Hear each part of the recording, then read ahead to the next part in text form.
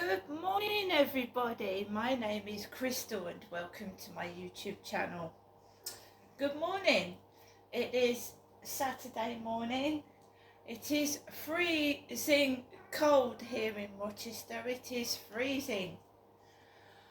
Alexa, good morning. Good morning. On this day in 1755, American statesman Alexander Hamilton was born. He was famed for his work in politics, but is better known now for being the subject of the multi-award-winning musical Hamilton. He certainly didn't throw away his shot. Alexa, what's the time please? Good morning, Genestra. The time is 8:25 a.m. Alexa, what's the date today? Today is Saturday the 11th of January. Alexa, what's the weather outlook? Right now in Rochester, it's -3 degrees Celsius with clear skies and sun. Today's forecast has hazy sunshine, with a high of 3 degrees and a low of -3 degrees. Alexa, can you tell me a joke? What cheese can you live in? Cottage cheese. And Alexa, whose birthday is it today? Today is in 15 hours, 34 minutes, and 6 seconds. Alexa, who was born today? Today's famous birthdays include American actor and film producer Mark Blucas, American singer-songwriter, record producer, and actress from New York Mary J. Blige, English Association football player Jamie Vardy, Indian film director Sukumar, and Canadian actress Laisla de Oliveira. Right, happy birthday to anybody whose birthday it is today. Happy birthday. Right, so it's Saturday and it's freezing cold. It's -3 outside and you can see the frost on the pavement. I'm not going anywhere today. It's freezing cold. Apart from taking Max, my dog, for a walk. And here's Harry back. Harry, here he is. When I went to get him, he was all timid. Just shows you, doesn't it? He's come back home. He remembers Max. He remembers everything. He's been missing months. And before he left, he was a bit of a naughty tomcat, and he's still the same personality. It didn't take him long to start. It's lovely though, it's gorgeous. His paws are big and he's hairy. He's lovely. And first, when I first got him, he couldn't meow. Now he meows. He meows loud. So told you that I get noise. I've been suffering from noise nuisance for a long time, living in these flats, and I'm sure other people do when they live in their flats, but sometimes it gets unbearable. It's ridiculous, and you know that it's being done on purpose to provoke a reaction. I've been getting weird TikTok messages from all kinds of different people, black guys, Asian guys, white guys, American guys. It's mostly American where it's coming from, Canadian, German. And I've seen another lady get bombarded with messages, and it's guys trying to scam people out of money. And you've got to be careful. So I try to ignore them, don't answer them. I mean, I'll wake up and find that I've got 200 messages from some people I don't even know who they are. And I find that whenever I answer a message, this is so weird, and if someone lived with me, they would realise as well, because I'd show them. But whenever I answer a message, one of these messages, something happens. I'll get asked, did I have a good sleep? and there'd be a load of noise. There was a helicopter going over these flats yesterday, hovering about. How was your day today? And then I get a terrific noise from next door. So I tend not to answer them, if you know what I mean. It's difficult to prove, and if it's harassment coming from another country, the police can't do very much here in England anyway. So I just try and get on with my life the best as I can. This has been going on for years. Various different places I've lived at as well, even when the internet didn't exist.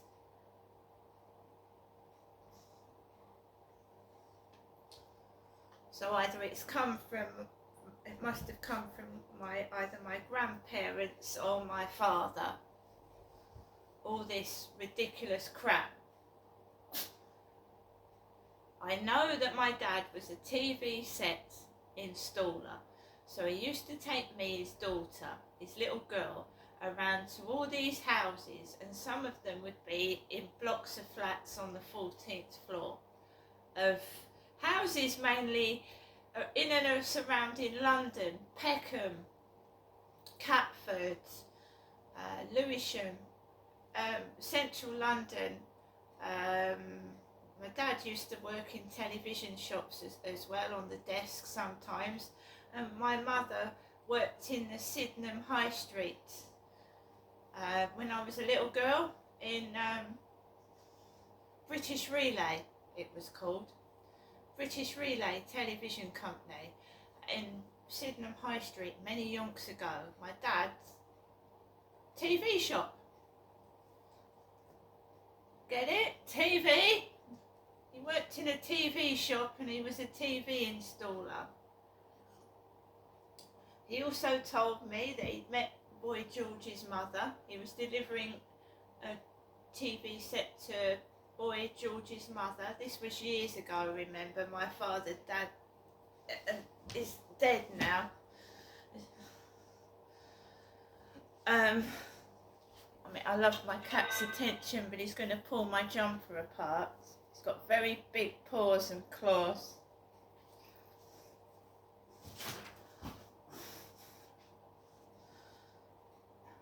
You're just waiting for me to sit down so you can tear my jumper up.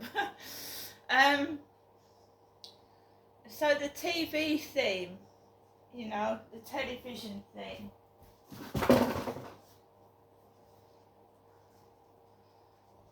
That's when I was a child. My dad met famous people. My dad had a hernia, which can be brought on by heavy lifting in a man. He had a full-blown hernia, my father. He had to wear a truss, a belt, to stop the hernia.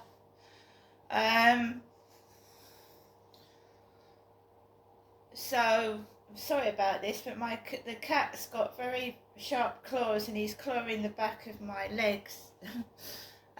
So my dad had a hernia from lifting television sets. He had all sorts of jobs. He was a milkman, he was an ice cream man, all sorts of jobs, loads of jobs. In those days, in the 70s and 80s, you could walk out of a job and go straight into another one. There wasn't all these safety checks either back then. You could just walk out of one job and go into another. And my dad had loads of jobs. He came down here in 1985, and one of the companies he worked for was Morse, M-O-R-S-E, Morse Catalogue Company. We have an Inspector Morse television programme, don't we? Inspector Morse. So my dad worked for Morse company, catalogue company. Then he got a job at Brompton Barracks in Gillingham as a stock clerk, and he worked there for years, and he earned a retirement watch which he left behind at Victoria Road in the house that he had mortgaged. So I don't know what was going on, because in the good old days your parents would buy a house and then they would leave it to their children. My dad bought a house, and I don't know what's happened to Victoria Road House, who got it next and what they've done with it. All I know that my dad left a load of belongings, including mine, in there, and that's where I think that the identity fraud's gone on. My provisional driving licence and my belongings. Private letters were let. Why would he leave them in the house? Confidential documents and his retirement watch. That's something I do not understand. And the 9 comes into it. My dad said to my mum Jennifer that she could have 9 bin bags. And that's it. Well, wouldn't you take personal belongings, your personal letters, your bits and pieces? There's something really underhand and not right going on. And I feel like I'm being stalked by somebody as well. That's obviously keeping an eye on me in case I find out something. That's what I think. My mum's been behaving oddly since I've been back down in Kent. Speaking oddly, acting oddly. She said my father was the devil, Satan. She's been acting really strange and odd. And if you get left money, why didn't my mum better her life? She's sleeping on a sofa, for God's sake. So wouldn't you get yourself a decent bed? Wouldn't you replace the old settee and chairs? Why is she living like she's had nothing? She's not bought herself anything. I mean, I don't understand personally what's going on.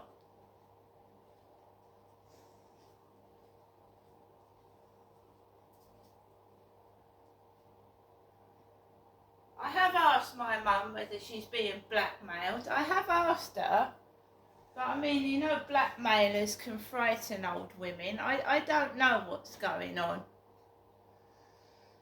But I know that if I had been given thousands of pounds, I would have probably put a deposit on a flat, and I would have started to get my teeth done, and I would better my life. I don't know what my mum is involved in. Why she is living like she's had nothing. And I have not demanded money off my mum, and it's been small amounts of money that she's been sending me. She says on the phone, I've told her not to do it, and she still does it.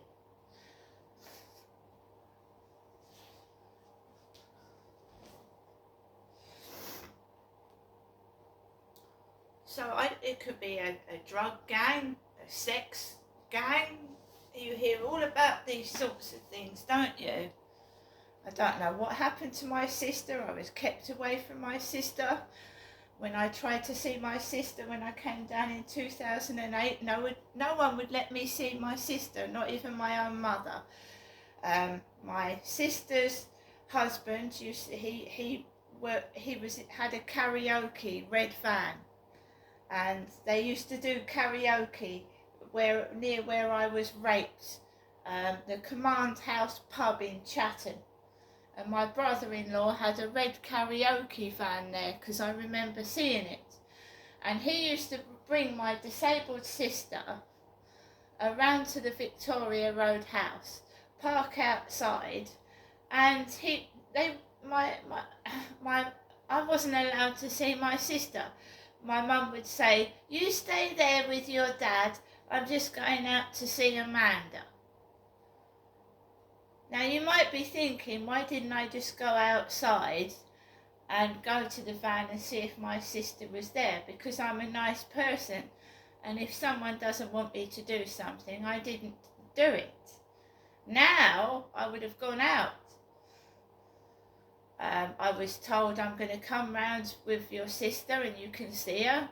Never happened. And then she passed on. And then 2 months before my dad passes away, I haven't seen him. I'm sorry, if someone was blackmailing me, right, I wouldn't save my own skin and let other people die if that was the case. No, I wouldn't.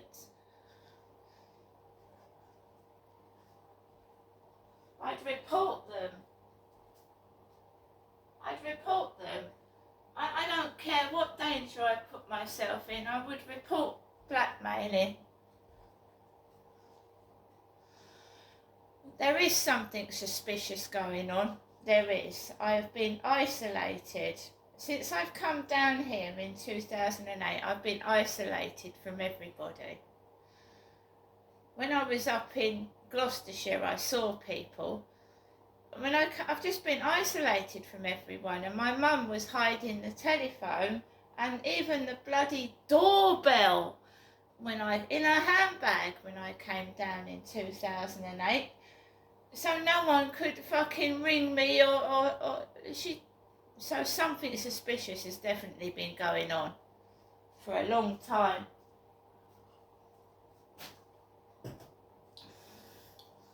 I was treated like I was 10 years old.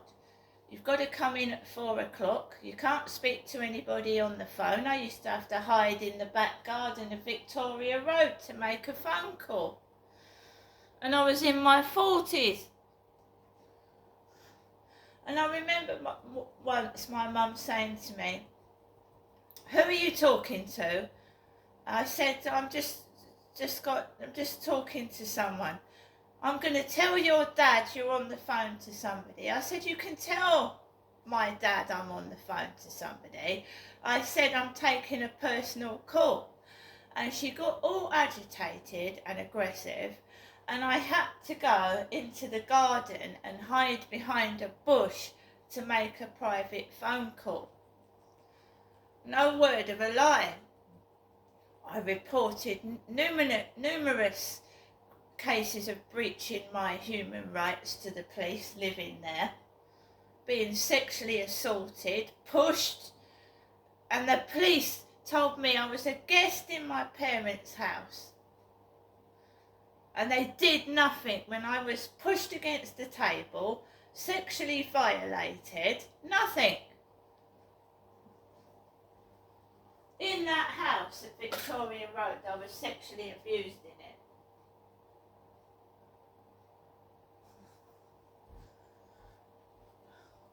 By the way, guys, I wrote an email to Keir Starmer. You know, Keir Starmer's trying to stop this child abuse inquiry.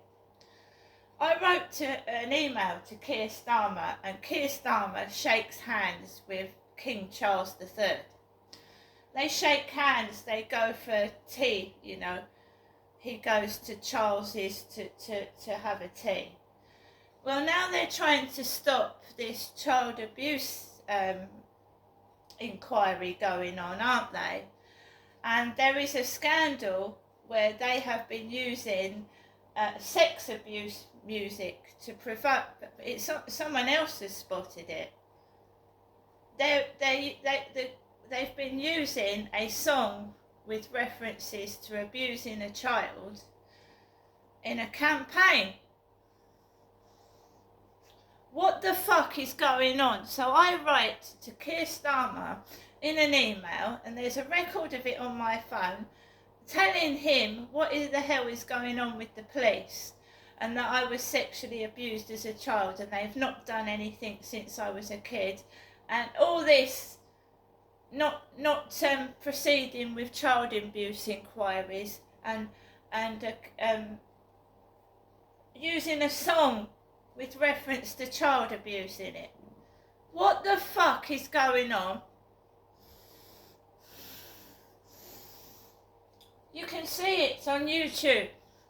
There's a black guy. He and somebody else has also noticed it as well. Like some sort of promoting something with a song with child abuse lyrics in it. Absolutely disgusting. What's going on? See you later.